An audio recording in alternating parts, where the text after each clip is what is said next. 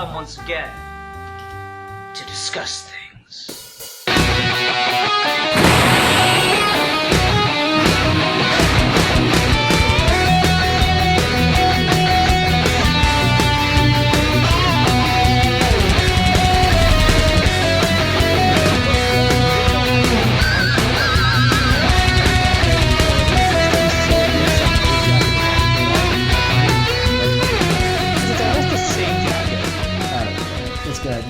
Hi everyone, welcome to another episode of Geeky Gentlemen. We begin holiday month, and shocker, I know, Steve Baxey, the reason we have holiday month is actually here for holiday month. What the fuck? I didn't sign up for this. I'm going home. Okay. Wait, I am home. Alrighty. Oh yeah, you sure showed me, Steve. You went home. Alrighty. So yeah, today we're here to start holiday month, and I wanted to start by talking about Jingle, Jangle. And Alfie gave me a little bit of shit for this because I introduced it as the fucking new Netflix, the Black Christmas movie. And he's like, wow, really? You just straight up said the one with the black people. And I'm like, yeah, I did, because it's just, this is a thing I want to talk about kind of independently of the movie, but just in general, it's like a thing that exists in Hollywood where black actors can't get cast in lead roles in, multi-million-dollar, like, tentpole movies unless all of the characters are black. And so it's kind of ridiculous, and it's something that always stands out to me, and I always tend to notice. And like, so when I'm scrolling through Netflix and it did that stupid shit where it just starts auto-playing that no one asked for, and I saw the Jingle Jangle autoplay sequence begin, I was like, oh, it's a Black Christmas movie. Okay. Yeah, so that one definitely got on my radar. But what did you two know about this movie going into it, besides it's the Netflix Christmas movie with the black people? I've never even, like I'm on Netflix a lot because I have no life. And it's the pandemic, no one has a life. Somehow, in my marathon of catching up on American Horror Story, I did not notice this film. It slipped under my radar. I found the title amusing because, as a closeted Riverdale fan, Jingle Jangle is, of course, the name of a drug in that, so I found that very amusing. But I had no idea what this was, and you're absolutely right. It does fit that, like, it is, like, a movie that stars like an all-black cast and things like that. And you are absolutely right. It is kind of weird that we like get these movies where like part of the, I don't know if I would say part of the marketing, but like part of the whole thing of the movie is that it is an all-black cast. Even though, yeah, we have a hard time getting black main characters in movies that don't do that.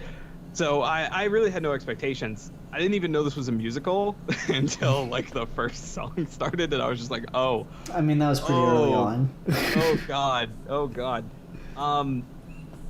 ahead and say right now, I didn't really like this. Went in with zero expectations, came out just kind of, I thought Forrest Whitaker and Keegan-Michael Key were definitely great additions to it, so that was definitely fun. But going in with no expectations, came out wishing it was a shorter film. Wasn't super into this one, but it did definitely have some neat bits in there for sure. All right. How about you, Steve? I tried to watch this twice, which like that probably like tells you what it is. I watched it the first time when you announced it last week, and so I had an extra couple hours that night. So I just turned it on, and about half an hour in, I fell asleep, because I thought it was really boring. And then I watched it again today before we started, once I got home from work, and I was also just kind of bored. It's fine. I don't hate it. There's nothing about it that's like it makes me angry or I find it interestingly bad in certain kinds of ways or not. It's just largely fine. It does the thing that a lot of musicals I've seen lately do, which is, if it's a musical, you'd expect there to be like at least a few songs that are really catchy and really memorable and like really stand out and are not just like two people singing in duet over each other the whole time. And it's got none of those. There's maybe like one song I thought that was vaguely decent, but none of them that are gonna get stuck in my head. I had the same problem with La La Land, which I thought was a pretty good movie, but except for one song, the entire movie, I didn't think any of the musical numbers were particularly catchy. Impossible. I will say though, Forrest Whitaker in a musical is just so much fun, especially now that he's this old. I think that's great. And I like Keegan-Michael Key. I think he's a really good comedian. He's got a lot of range.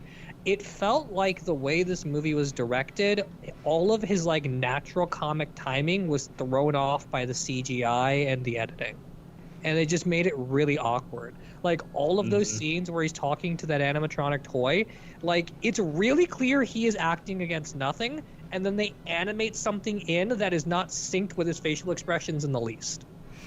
Yeah, no, I could see that. I don't know. I really liked the moment during his song, selling the hovercraft thingy. I fucking love the moment that he goes from like the big old powerful ending song note to just like screaming in horror. I thought that was pretty good from Keegan-Michael Key. I don't know. I guess I'm the like what has happened when we started Holiday Month. I was like, oh god, this. And I was the downer. I actually probably enjoyed this one the most out of the three of us. I didn't love it. It was just okay. But I liked the premise. I thought it was. I guess I respect it for being a pretty unique like story. I don't. So many Christmas movies are just basically some kind of estranged family thing is solved in the modern day, or there's some kind of like we've got to save Christmas, and this does the estranged family thing, but that's not the central focus. That's one of the character journey. I just like the premise of doing a Christmas movie that's all about like toy making. I think that was kind of a cool idea.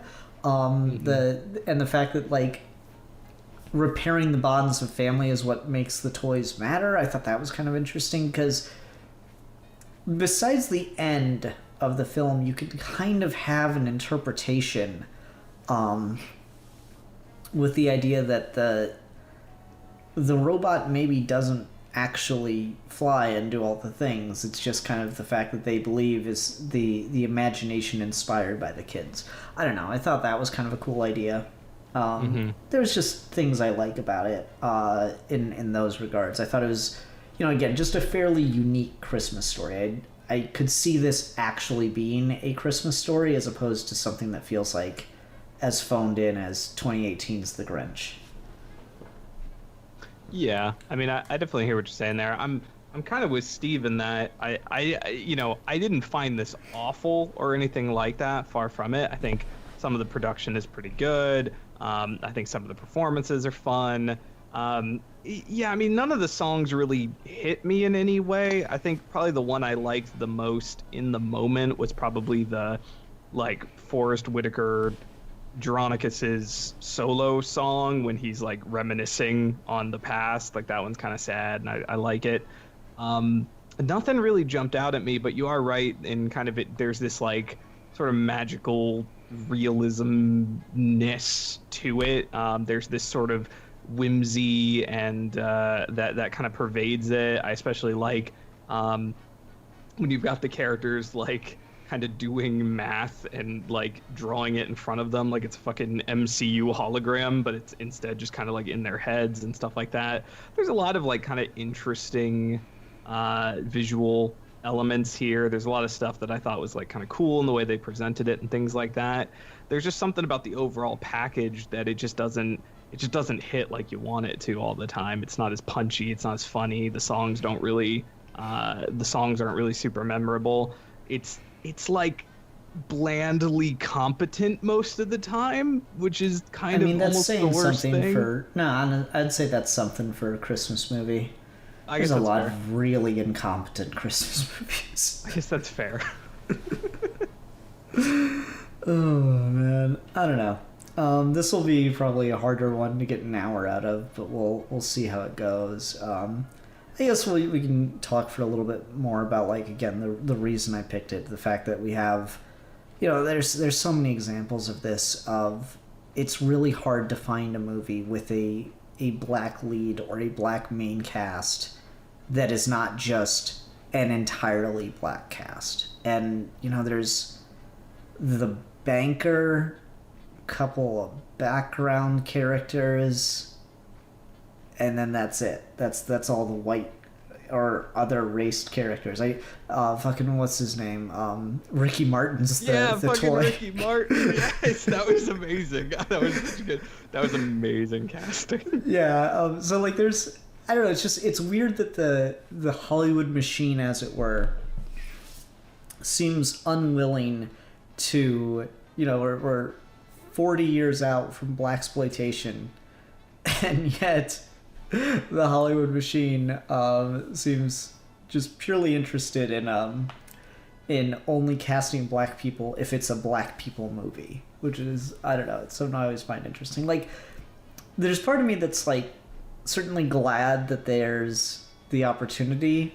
If more black actors were able to play major roles in other things, it would be less of an issue.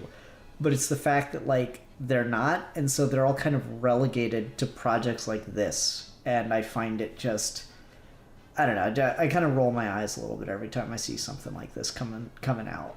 I guess something that I found kind of interesting about this in that regard, talking again about the uniqueness of this story, is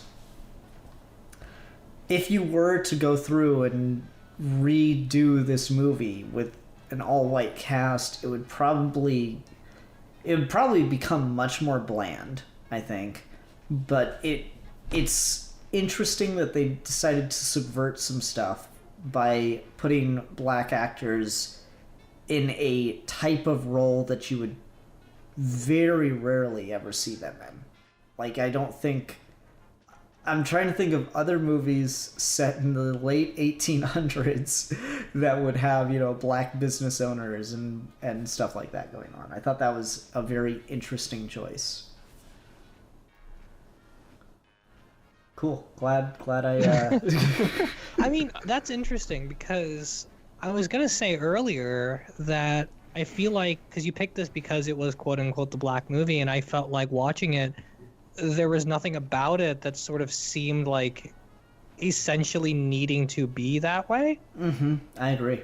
So like it was just one of those things where, like, I don't entirely get like the whole, you could have cast, if you made this a movie with white people, it'd be even more generic, because I feel like it would be, it's kind of generic either way, and it's generic in a kind of way where, like, just because the black actors are in there, it doesn't make it necessarily more interesting. In fact, it makes it more jarring, because I don't entirely understand what they were going for.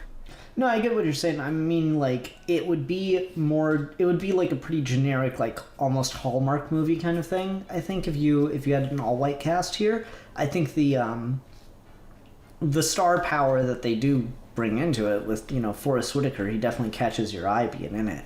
And the fact that they go with an all-black cast after that, I just found it to be an interesting choice. Not saying it makes the movie much better. I mean, Forrest Whitaker and Keegan-Michael Key being the kind of stars that sell this, I did find to be kind of fascinating. I enjoyed it on that regard. I guess maybe on that note too, because Keegan-Michael Key is a really versatile actor that's been in a lot of things after the end of Key and Peele, but he's also the guy who shows up almost exclusively in movies designed for black people. Mm-hmm. Because he's obviously in the movies that Jordan Peele directs, but then he's getting a bunch of other stuff that kind of is like this, and he almost always plays the exact same sort of character archetype, where he's just kind of himself the whole time. Mm-hmm. Mm-hmm. Yeah, and I mean, this is the kind of movie where it kind of lends itself to that, because he is playing this, like, over-the-top kind of evil Willy Wonka type character. And I think it's clear that he's having a lot of fun. And I will say that the best stuff does come from Forrest Whitaker and Keegan-Michael Key. I think Forrest Whitaker is especially actually pretty funny in this. Like, I think how dismissive he is and how much of just kind of an asshole he is really kind of fun. And I think it's some of my favorite moments are him. You know, there's a couple like, you know, eye-rolling jokes that are like really fucking tired that I just hate seeing in any musical, when he's just like, there are background dancers now, like where do those come from? And I'm just like, if I have to see that joke in another musical, I'm gonna fucking shoot my TV. But like overall, I think those two bring the most fun and entertainment to it, so it was good to have them here, because I think they definitely carry the film in a big way. But it's so funny to me because I didn't even know, like, seriously, I didn't even know they were in this. Like, I just started watching the movie and I was just like, I have no idea what this is. I just thought it was some nothing movie that came out on Netflix, because there's a lot of Netflix originals that don't get any marketing traction at all. And I'd never heard of it. And like, just once we got past the like opening part and then you see the older Geronicus, I was just like, is that's fucking Forrest Whitaker. And then when we see Key, I was just like, wait, what the fuck? That's Keegan-Michael Key. What the fuck? So like, it was actually kind of a nice surprise as I was watching this, because I had no idea these people were in it. So that was actually kind of cool, and it's a fun surprise that we've now spoiled for everyone. Yeah, I mean, they're like, if you just leave the thing on the Netflix preview, it clearly shows both of them in the thumbnail, basically. Yeah, I did not pay attention. Yeah, clearly. no, that's fair. Man, it's such a surprise. The top billed cast are in this movie. I will say, I mean, I thought all the characters were like largely fine and entertaining, and then Keegan-Michael Key and Forrest Whitaker steal the show for sure. But if there was like any specific person that I just couldn't stand when they were on screen, it was Post Office Lady. Oh yeah. I fucking can't stand Post Office Lady. Every scene she's in just grates on my patience, except for that one time in the middle of a musical where she says she almost only killed one person today. Goals. I don't want to know the story behind that. Yeah, no, I agree. I didn't like her character. It's weird because she's introduced as like this kind of overly creepy, overly familiar, and just she keeps calling him Jerry, which is just a dick move. And then it's like, oh no, she's the romantic interest. I'm like, oh really? Like, for real? That's one of those things where, like, in every other movie in this kind of genre, it's usually a creepy, sexually harassing dude that the woman just eventually falls in love with. And, you know, it's not better just because you make it a woman. Mm-hmm. Mm-hmm. I don't know, like, Yeah. For me, I'm trying to think of it, in my opinion, in my estimation of films like this, it's usually, like, that would be the character that gets, you know, kicked in the balls or falls on their ass in, like, an ice skating rink or whatever, you know? Like, that's the funny thing to me is she is playing the archetype that usually gets some kind of comeuppance for the audience's sake. And then the character ends up with the person that actually cares about them or whatever. I think part of the difference, though, is because this is set with a guy who already lost his wife, you have her show up, and her whole arc is just to remind him that he is, like, worth living in a weird sort of way, where, like, she's just trying to, like, get him to cheer back up. And so, like, when you talk about it with that kind of dynamic, it almost goes into the Hallmark thing where there's one person involved who's kind of lost interest in their life and another person who's just really, really optimistic and just pushy about it. And it turns out pushy optimism is better than being sad about anything. Mm-hmm. And that's kind of the role she plays, where, like, because you're right, you do have those two kinds of patterns where you have, like, the person the love interest really cares about and really wants the best for them and the jerk, or you have the other one where it's the person who needs to be in love is the actual jerk, and the one who is in love is going to force themselves on them until they stop being a jerk. And this is the latter, I think. Yeah, no, I think you're right. I didn't hate her. She definitely wasn't my favorite part in any regard. I don't know. Like this movie, I hope this isn't a ghost of future Geeky Gentleman episodes to come. Where we just kind of run into a movie where there's not a ton to say about it. I thought we might talk more about this thing, but I feel we're wrapping stuff up pretty quick, so we might end up for like a half-hour episode of Geeky Gentleman here. I'm fine to just shoot the shit about Christmas movies right now. Yeah, no, it's we can all debate the best Christmas movie. Yeah, I don't know. Or what did you guys think of the level of, I guess, magic or invention displayed in the movie? What did you think of that? Because I don't know, it's a Christmas movie where like toys are coming to life and shit, and I thought that was kind of cool. Yeah, I mean, I actually. It's funny because it helps. It's a story, right? So like it's you're not watching this happen like in reality per se, because it's got a framing device of someone telling a story, so you can kind of get away with that shit until you get to the end of the framing device and she's like, look out the window, and you see the giant fucking Willy Wonka toy factory. So I didn't mind that because I felt like you can either just kind of view that as what's actually happening in the narrative, or you can just kind of view it as like the embellishments of a childhood story. And so I like that. Like, you know, it adds some whimsy. This movie's fun because it's strange to me because like at times it's like really fucking saccharine and I'm just like, God, Jesus. But then it's also just like, oh, but also like his wife died and he has a super estranged relationship with his daughter. So it's like there's it's funny the way it kind of bounces back and forth between those things. But he essentially creates like life, right? Like in the opening, he creates Don Juan whatever Ricky Martin. He creates Ricky Martin. Don Ricky Martin. He creates Don Ricky Martin. And then he's just like, okay, I'm gonna make like 1 million more of you, and you're all gonna be toys for kids. And he's like, wait, what? No. And I'm just like, I'm kind of having a hard time being mad at Don Ricky Martin for trying to get away from the dude. And then he just murders him at the end of the movie when he takes his batteries out. If you really if you want to be like that fucking like Cinema Sins ass cold detached like looking at this, you can just be like, oh, well, he basically created life and was going to enslave them all as children's toys. So, like, of course, we're actually kind of rooting for the bad guy because fucking he was going to enslave all these, like, life creatures that he made.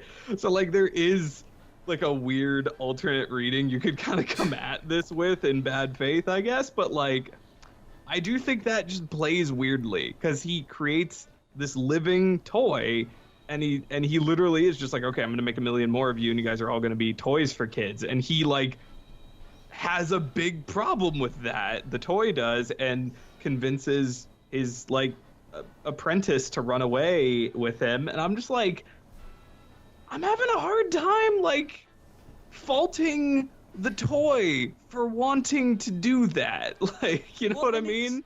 It sort of compounds in this weird way where, like, I'm not entirely sure who the bad guy here is, except for the sake of perspective, because Geronicus is going to mass produce this toy that he gave life so he can ostensibly just sell things to people and make it all generic knockoffs. And then Diego convinces his apprentice to betray him and then go build a factory where he just mass produces things and sell them to children and makes money. And then at the end, Geronicus gets it back so he can mass produce other things and make money and sell it to children. I don't understand like what the critique here is. Like, is Diego upset because he wanted to be unique, and by being unique he is like rebelling against our capitalist norms because everyone should want to be played with? I think you're reading too much into it. Well, but see, that's the thing, is that like you go get to that opening cinematic and it's like clearly like this little sweet old shopkeeper who's lost everything because a big corporation with all the toys and all the power is now consolidated and everything is less jolly. Except everyone in the movie basically wants to do just that, and you just shift on perspective. No, because the fucking factory becomes all jolly and stuff once Geronicus has it. But like that's the thing, like it just becomes it's that jolly again. Capitalism. I I don't even think I'm like reading too into it necessarily. I think like the idea is just both people kind of want to do exactly the same thing, and it's just a matter of whose side we're on while they're doing exactly the same thing. It was funny though, because like in that opening cinematic, like young Geronicus, which first of all, cut that all out. Cut the first 20 minutes out, because it's unneeded, and it would be way better for our first look at Geronicus's shop to be through Journey's eyes. And so we can, like, you have this storybook set up, so have Journey hear the stories of how amazing this place was, and then she gets there, and then it's just this fucking like pawn shop, and Geronicus is this kind of asshole. You just get this idea of what he maybe used to be like. So cut out that first 20 minutes because it's not needed. But having said that, you get this opening number where he's got this like super colorful, like really busy, like he's clearly making bank because like there's a shitload of people in his toy shop, and then he gets this delivery and he's just like, oh yes, this is like the one fucking thing I need, and now I'm gonna be successful. And I'm like, well, he's already successful, so clearly this is gonna be a story about someone learning that he doesn't need to like be super uber rich, and he doesn't, like, he's probably just gonna learn like, oh no, what I needed was what I already had the whole time. And then they immediately like fucking don't do that, and his like wife dies, and we fast forward 30 years in the future. So like, props for throwing me off, because that was not the story I thought we were gonna tell. But then by the end of it, you're right, he does just kind of end up with like a big factory, and I was just like, okay, well, it's sort of, it is kind of an It's a Wonderful Life situation there too, where like it's progressively about this guy's life where he's not satisfied with where he is, which is the sort of theme of every song he sings, is that he doesn't like where he's ended up. And at the end, instead of just like It's a Wonderful Life, accepting his circumstances and being happy about the people that care about him, like his daughter and his granddaughter, he can only do that after he has become successful and regained everything that he has lost, which is completely misses the point of all of those stories. Yeah, that might have been a better, or there might have been a better way to end it if, you know, the fucking robot had been taken back or something, and had just like not worked for Keegan's character again. That could have maybe been an interesting ending, where it's just like they don't get the wealth and the fame, but like now that they're together again, the toy shop can just be the quaint little shop, and it can be a booming, you know, small business again. That could have been maybe more interesting. And then the other thing that I really liked early on is when we cut back to Geronicus after it's been 30 years, he's no longer in a toy factory, he's in a pawn shop. And I love the symbolism of like this big, successful, rich toy maker loses the ability to innovate, and instead is just like collecting people's memories and fixing them up for them. It's like really, really sweet and really, really wholesome. And it's portrayed as this like really dark, dingy abyss of an existence. I don't know. I don't know if I'd agree with that one. I thought that was a pretty good way to do it, because a pawn shop isn't a good time. No one takes their stuff to a pawn shop. It's a Christmas movie. I mean, like, pawn shops in real life are like seedy and edgy and terrifying, and you're probably gonna get killed, like that scene in The Crow. But in a Christmas movie, like, it seems like thematically the ostensible opposite of a toy factory would be something like a pawn shop. It'd be like a library version for toys. So like, it makes thematic sense, like that he would be, instead of an inventor like obsessed with mass producing and the next revolutionary invention over and over again, that instead his existence would be just about using his skills to repair things and to teach people, and having a place where people can get rid of the things they no longer need so that someone else can have them. Like, it all just like makes complete Santa Claus sense. I mean, I guess I think that's the wrong interpretation. I like the idea that just to try to make ends meet, he has to kind of go to the worst kind of business, a pawn shop, where like you're not happy to go to a pawn shop because that means you probably really need the money, and you're not really happy to get stuff from a pawn shop because it's probably not going to work right. Like it's just not a good vibe. I guess it's just a matter of like, you could have made it a good vibe, and that would have made the movie a lot more interesting, because it as it stands, he kind of like goes from a really terrible thing portrayed really happily to a really good thing portrayed really terribly to then go back to being a really terrible thing portrayed good. I mean, maybe. I don't think the big booming toy store is a bad thing portrayed goodly. Yeah, I think it's Yeah, more. whatever. I think it's more his desire to become this like, big factory I owner getcha. mogul, and then we never really tackle that per se. Which is, whatever. I mean, stories can tell whatever story they want. I was just surprised that was not the place we went, because that seemed like the obvious sort of, and maybe they just didn't want to do the obvious thing. I don't know. So.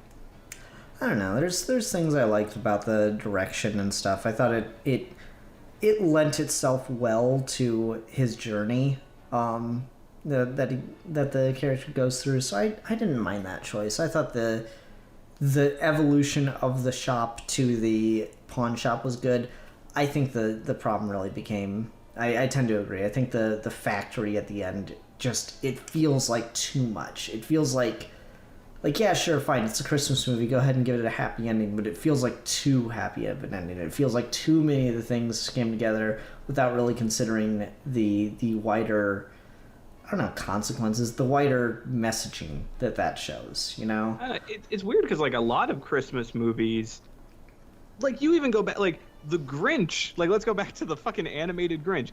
That is essentially critiquing the materialism and by extension sort of the capitalist drive surrounding Christmas. And that's like been like a thing in Christmas movies for fucking ever, of like, it's not about the toys, it's not about the capitalist buy shit, it's about just being happy with your family, it's about giving and shit like that. And then so it's so weird that this is a Christmas movie that's just like, no, but wait, like mass produced toys and capitalism is actually all pretty fucking sweet, yo. And like, I'm not trying to like tear into this movie. I don't think it's intending any of that shit in a bad way, in a fucking bad way or anything.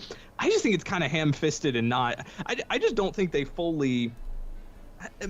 This script just needed a few more run-throughs. Like, I just don't think the implications were thought through. But at the end of the day, it's also just like a silly, fun Christmas musical. So I'm like, it's fun to kind of read into this stuff. I doubt any of it was all that intentional, and none of it's really like fucking, it's not like this is horrible that it did this. It's just like it's just weird. It's just a bunch of, there's just weird choices.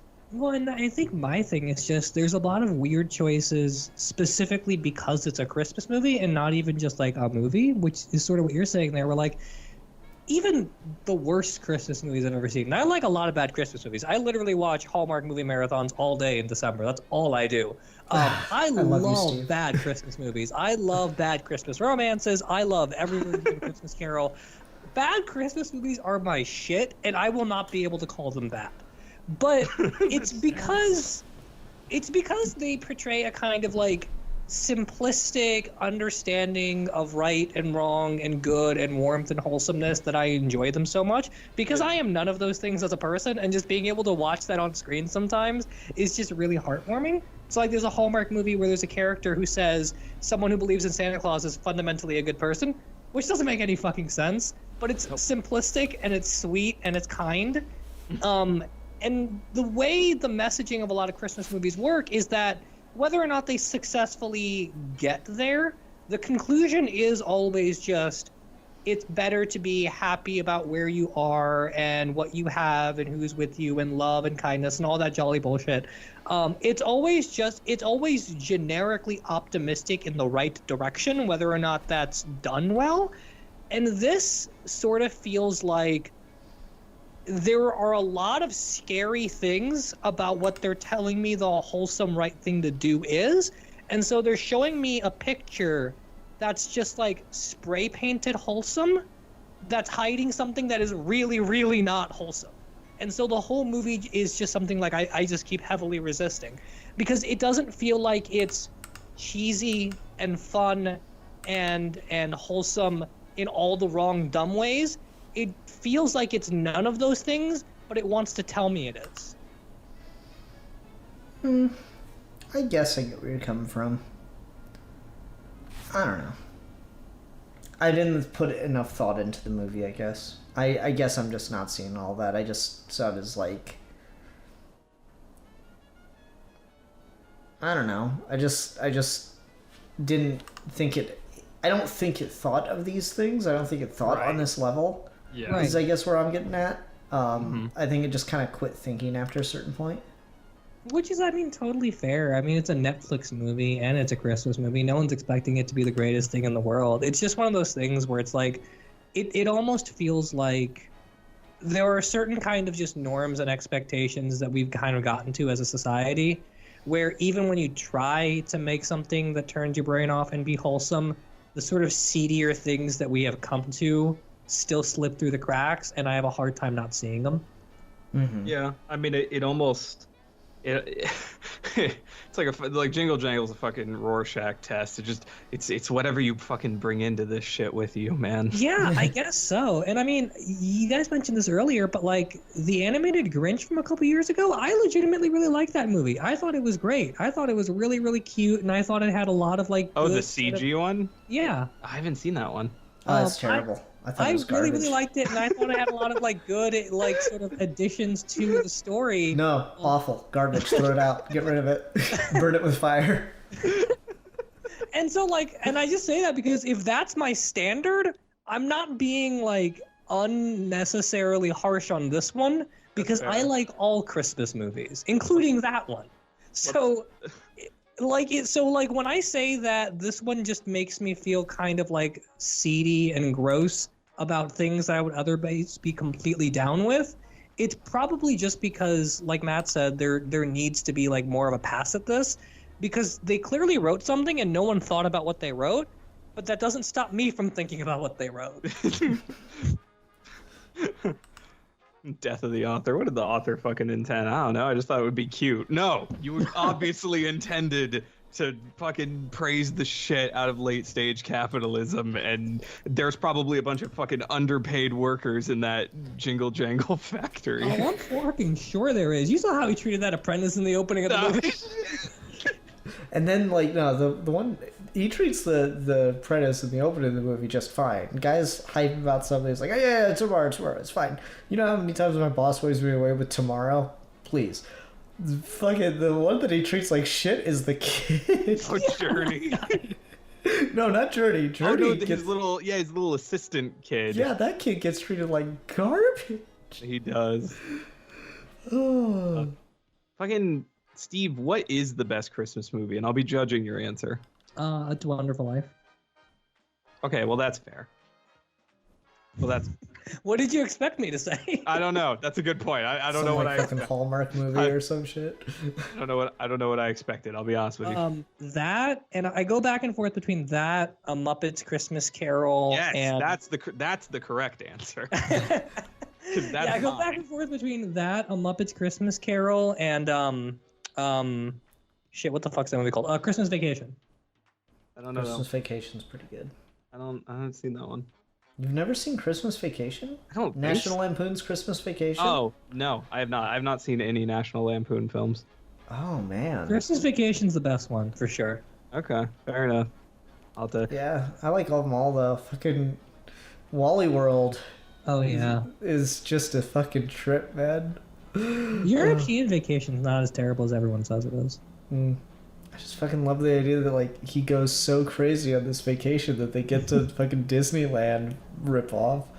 He's like, they're like, oh, it's closed. No, it's not. And the Christmas light scene in Christmas Vacation is great. That's an absolute classic. You know, funny story. I was listening to a podcast talking about what was it? Refugees taking Americanization classes so they can like learn about the culture in a safe environment and stuff. And one of the things that like people legitimately did not believe was that Americans hung up Christmas lights, like even more so than what's his face in Christmas Vacation. They're like, no, that was just a silly thing for a movie, right? And the teacher of the class is like, no. Let's go. They went out on a fucking field trip, and looked at the Christmas lights around the neighborhoods, and they're like, "Holy shit, this is so wasteful." Oh yeah, good times. Yep, good times, good times. I say that as I look out my window at my Christmas light display with my candy cane tree. So, yep. You get into it, man. Get competitive. Yeah, I've never been a big Christmas decorator. I don't decorate for most holidays. Like if I was gonna decorate for one, I guess it would be Christmas, but probably Halloween more than Christmas. I don't know. Yeah, I feel like you could also, depending on your aesthetic, kind of like have Halloween decorations that are really easy to keep up until Christmas, and then just like throw lights on. Just get that fucking Nightmare Before Christmas aesthetic. Exactly. Going, Just like be a hot topic that threw up in your apartment. maybe one day. Anyway, So back to this movie. Yeah, is there anything else to talk about with this movie, or do we just want to call it? It's. I mean, like I said, it's like just basic shit. Like I just think it's too fucking long. Like cut out that Yeah, no, intro. it is 2 hours. That Like, is true. It is a 2-hour movie. It is. Yeah, it's 2 hours. And this has no fucking. This is not good enough to warrant being 2 hours long.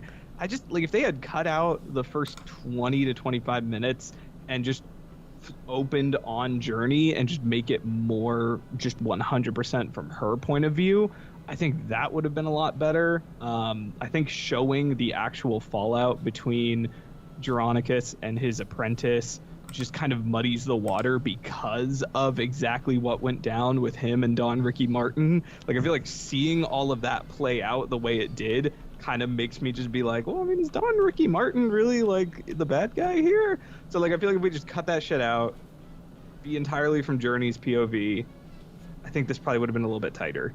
And I would have maybe, because 2 hours is just a long time to sit through this, honestly.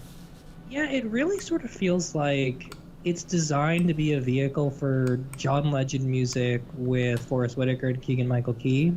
And the sort of like sad thing about it is because the movie is just so long and so drawn out with so many weird, bizarre implications, none of those three things get to stand out. Like, I mentioned this at the beginning, but Keegan-Michael Key's a really good, funny actor. And I feel like the actual editing and pace of the movie really undercuts his natural timing. I love Forrest Whitaker, but I have like no idea what he's actually doing for the entire movie. And John Legend's legitimately a pretty good musician without a single memorable song in this entire movie. And I just feel like if you swing that high 3 times and you miss that many times... Damn, I'm making Steve just rag on a Christmas movie. This is why you don't get me on holiday month. Suddenly I have to take the analytical, nitpicky side of my brain and put it with the thing where I'm just like, no, I love this. Why are you making me do this? Like, you should have fucking been on the review we did for the 2018 Grinch, and then you would have had to admit how terrible that movie is. The fucking Grinch had a panic attack. I'm like, oh, that poor Grinch, he's so cute. You're not supposed to make the Grinch sympathetic before he you are. steals He's so Christmas. fucking cute.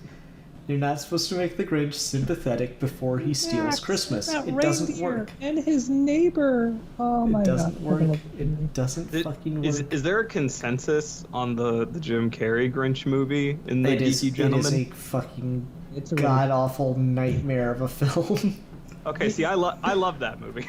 No, That's a really good movie to get drunk watching. I just adore it. Like it's a childhood thing. That movie is just fucking. That I love movie is like terror. Like that movie's a fucking like acid trip, like a bad acid trip. Yeah, I mean, sure. Like you're not wrong. I just like it. Dude, fucking me and Rasco reviewed that movie, and he's like, "Dude, this movie gives me like a fucking panic attack." Like, don't get me wrong, I like stuff in that movie, like fucking scene where he's at the holiday celebration and he's gonna be the pudding judger and everyone's just shoving pudding in his mouth, and then just one guy comes up and he's like, "This is not pudding," and then shoves it in his mouth. I think I just have a bias for Jim Carrey. I think I just like Jim Carrey Carrey's things. great at it. Like, Jim did you Carrey know does that, the shit out of that movie, that's for sure. Yeah, I mean that's my thing with it is that he goes hard and he just sells it in a way that like Michael Myers cannot sell The Cat in the Hat. No, So, God, for that real. movie is fucking nightmare fuel though. Yeah, No, like dude, like did you know that Jim Carrey fucking went through CIA torture training in order to play the Grinch? what?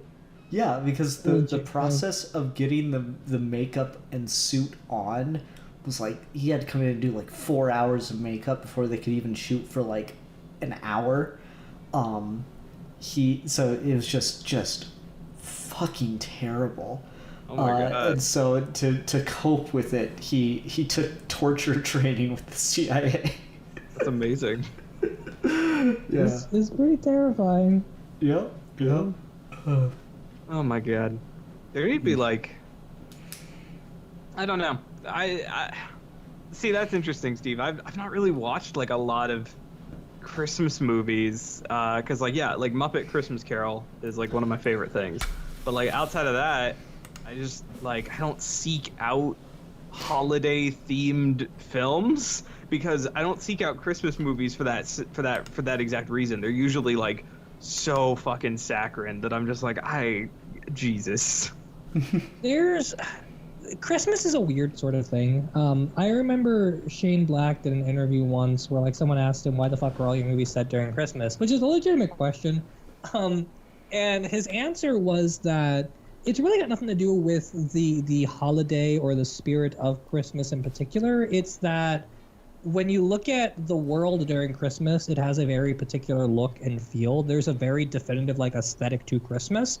And because of the emotional weight of the holiday, everyone's feelings are just way more enhanced. So like lonely during Christmas is way more lonely. Happy during Christmas is way more happy. And so you get like these sort of exaggerated melodramatic feelings all on top of like a really sort of like particular neon dark look at the world between snow and green and red lights. Yeah. And so it just feels like the ultimate setting that you can do anything in. And I kind of love that with all of that dramatic potential, all we fucking do is tell shitty romantic comedies.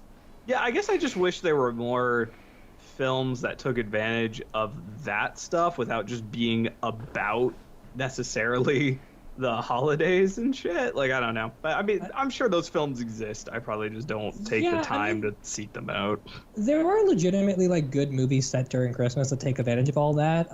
This is not a movie, but like Batman Noel, yeah, amazing story set during Christmas. It doesn't even matter whether or not you like A Christmas Carol.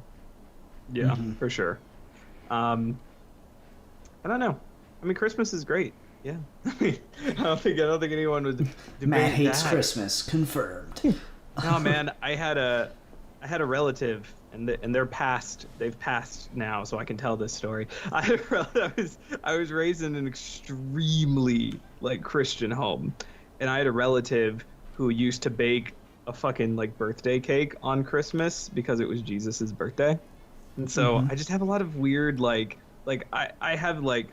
I grew up kind of not loving Christmas as much because like my family was so fucking like very, very, very religious, very, very Christian. So like and I'm very much not that way anymore. So like I have this weird kind of relationship with it where whenever I see Christmas, I just think of all the like religious stuff I was raised in. So whenever I see Christmas movies, I'm just gonna back away from that.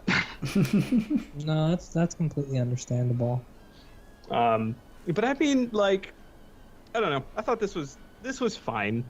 I thought it was a blandly competent Christmas musical thing that I'm sure like kids would love, and it's not the worst thing to sit down and watch with the family. And put that on the back of the Netflix box. This was fine. Netflix. It's so weird when you see Netflix original content in stores on DVD. I still don't know how to process that. Oh yeah, that's weird. Yeah. In bizarre place. Oh well, I guess we'll call it early. It's okay. Sometimes these holiday episodes are hard to get the full length episodes out of, but that's okay. Speaking of some that I don't know if we're gonna be able to like, it'll be one of those things where it's either gonna be a really short episode where we're just going all over the place the whole time, or it's going to be like a 3-hour episode. We're going to get crazy in depth because Alfie's topic is, and I quote,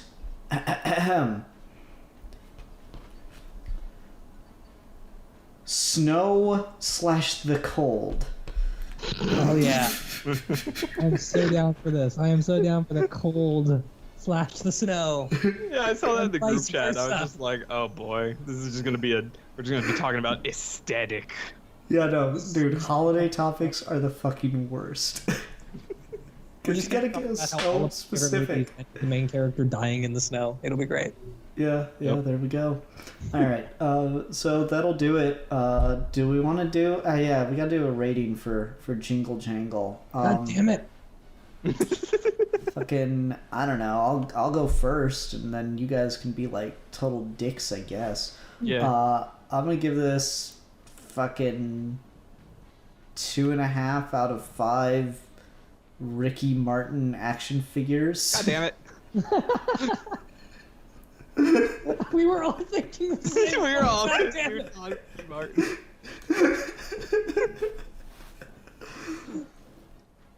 Fuck. I'm gonna give it 2 out of 5. 1.5 out of 5. 1.5 out of 5. Inventor steampunk goggles. Yeah, why is this movie kind of steampunk? Like a little bit. Because steampunk's got a cool Like aesthetic. a little tiny bit steampunk. little tiny bit of a cool aesthetic. Yeah, a little bit. Oh, that's a treat. I'll give it 1.5 out of 5. Horny post office ladies, I guess. Nice. Alrighty. Well, everyone, thanks very much for watching. Until next time, I'm the Philosopher. I'm the Christmas erotica. Ho, ho, ho, said Santa Claus. Where the ho ho ho's at? Oh god. Oh my god. And I am your Christmas spirit. And we are your geeky gentlemen, and we will be discussing things. Do. I will say that's one thing I do not understand. I do not understand Santa Claus lingerie, even kind of.